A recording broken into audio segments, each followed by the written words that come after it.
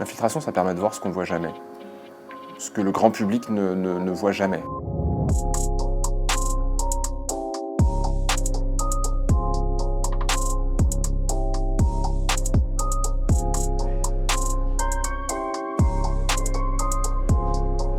Je suis rentré de manière extrêmement simple. À aucun moment on a tapé mon nom, mon prénom sur Internet. À aucun moment on m'a, je sais pas, on a fait une recherche un peu plus poussée sur mon compte.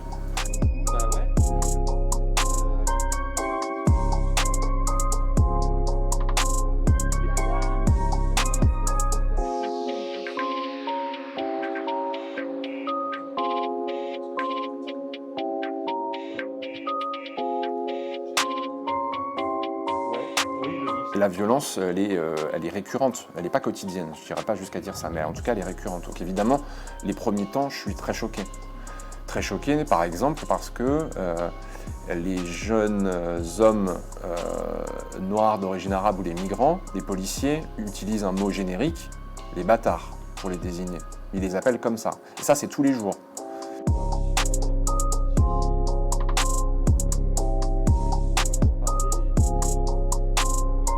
J'ai assisté à 3 ou 4 tabassages de migrants. On les prend, on les met dans le fourgon.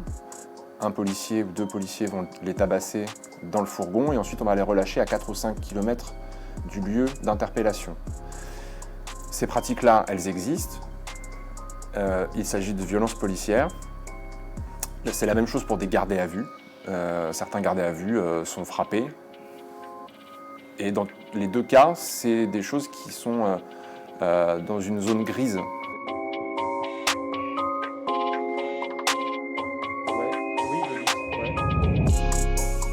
Dans la police, on ne balance pas.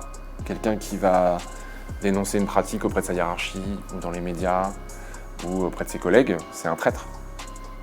Et derrière ça, il peut être mis au placard, il peut être sujet à des brimades, à des intimidations.